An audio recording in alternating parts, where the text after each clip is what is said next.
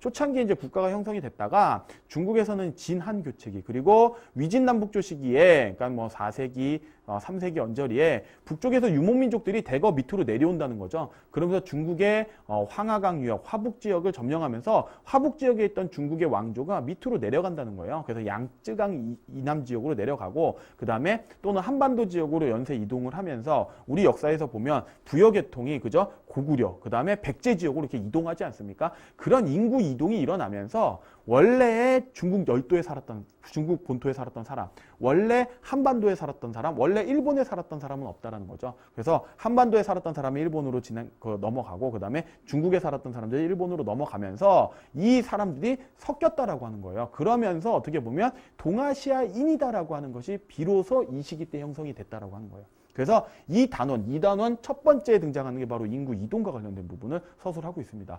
그렇게 서술을 하고 그 이후에 이제 어떻게 보면 정착을 하면서 일어나는 변화 속에 유목민족과 농경민족의 문화가 섞이고, 그죠? 한반도 내에서의 어떤 이주민과 토착민족들끼리의 어떤 문화, 일본에서의 어떤 문화가 섞이면서 형성되는 것이 바로 동아시아 문화권이다라고 하는 거죠. 그리고 동아시아 문화권을 규정짓는 유교, 그 다음에 율령, 그 다음에 한자, 그 다음에 유교, 율령, 한자, 그 다음에 불교 이런 내용들이 당나라 시대 때 가장 절정으로 나타났다라고 하는 거고요. 그 당나라 시대 때 그 절정으로 나타난 동아시아 세계의 어떤 국제 질서다라고 하는 것이 바로 조공책봉에 의한 조공책봉 체제다라고 하는 부분입니다. 그래서 지금 선생님이 이야기한 이 키워드들이 당시 동아시아 지역을 설명할 수 있는 가장 핵심적인 주제들이고, 그런 주제들이 각각의 중단원, 내단원으로 서술이 돼 있는 것이 바로 2단원의 내용이다라고 하는 부분이에요. 그래서 그 부분을 좀 이해하시면 될 것 같습니다. 자, 그리고 나서 이제 3단원으로 넘어갔을 때 국제관계의 변화와 지배층의 재편이다라고 하는 부분인데,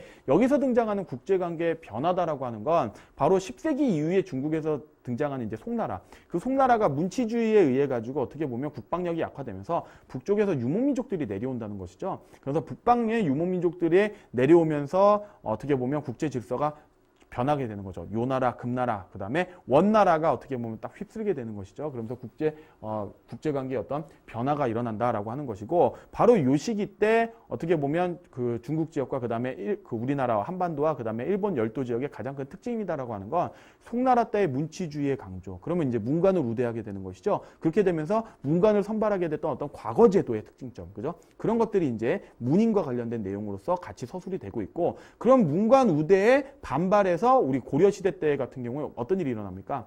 그죠? 무신의 난이 일어나잖아요. 그래서 무신정변과 관련돼서 무신이 득세하는 무신의 특징. 그것이 바로 일본 열도에서는 어떻게 나타납니까? 바로 그렇죠. 가마쿠라 막부, 그 다음에 무로마치 막부에서 막부 체제에 쇼군이 등장하는 형태로 나타난다라고 하는 거예요. 그래서 문인과 그 다음에 무인이다라고 하는 형태의 어떤 핵심 키워드, 이런 내용들을 같이 여기서 서술하거나 이야기를 하고 있습니다. 자, 그 다음에 우리가 또 이야기하는 건 남송시대 때 등장했던 어떤 사상적인 특징인 바로 성리학이다라고 하는 부분이 거기에 같이 들어가 있잖아요. 그래서 성리학적인 부분, 이런 것들을 문화적인 부분의 특징점들을 같이 서술하고 있기 때문에 이게 3단원의 내용이다라고 하는 부분이에요. 자, 그리고 나서 이제 그 이후로 넘어갔을 때 어떻게 보면 조선 전후를 구분하게 됐던 어떤 임진왜란이다라고 하는, 한국사에서는 그렇게 이야기하고 있지만 이 임진왜란 안에 어떻게 보면 명나라, 중국에, 그 다음에 조선, 그 다음에 일본이 같이 다 참여한 거 아닙니까? 그렇다는 얘기는 이건 동아시아 지역의 대다수의 국가가 참여한, 그죠? 그 바로 동아시아 전쟁이다라고 보는 것이죠. 그래서 17세기에 일어났던 동아시아 전쟁이다라고 하는 걸 기점으로 해서 그 이후에 나타났던 어떤 동아시아 사회의 변화를 이야기합니다. 이때 가장 핵심적인 내용은 청나라 시대, 그죠? 그 다음에 우리 조선시대, 조선 후기 때 등장했던 어떤 상업의 발달과 관련된 부분이 될 수 있고요. 그 다음에 일본 열도에서 등장했던 어떤 그 네덜란드 상인과의 어떤 교류에 의해 가지고 나타났던 에도 막부 시대 때의 어떤 특징점들, 이런 것들을 같이 설명하고 있어요. 그러면서 이때 당시에 어떻게 보면 상업이 발달하고 그러다 보니까 도시가 증가를 하게 되고 도시가 발달하면서 인구가 같이 증가하게 되는 부분들, 그죠? 그렇게 되면서 경제가 어떻게 보면 좀 근대적인 부분으로 자본주의 같은 것들이 성장하는 부분이 아닐까라고 하는 부분이에요. 그거의 어떤 핵심적인 내용이 바로 은의 유통과 관련된 부분입니다. 그래서 은이다라고 하는 게 중심이 돼가지고 어떻게 보면 당시 청나라를 중심으로 해서 청의 비단이나 도자기들을 그 유럽이 이제 신항로를 개척하고 나서 아메리카 대륙으로 가가지고요. 아메리카 대륙에서 발굴한 은을 어떻게 보면 중국의 이 비단과 그 다음에 도자기를 사는데 이게 다 투입을 한다는 거죠. 그러면서 청나라를 중심으로 중국의 모든 세계의 은이 막 모이게 되는 그런 상황. 그러면서 중국의 어떤 은 유통과 관련된 부분을 또 설명을 하고 있는 것이 바로 이 부분입니다.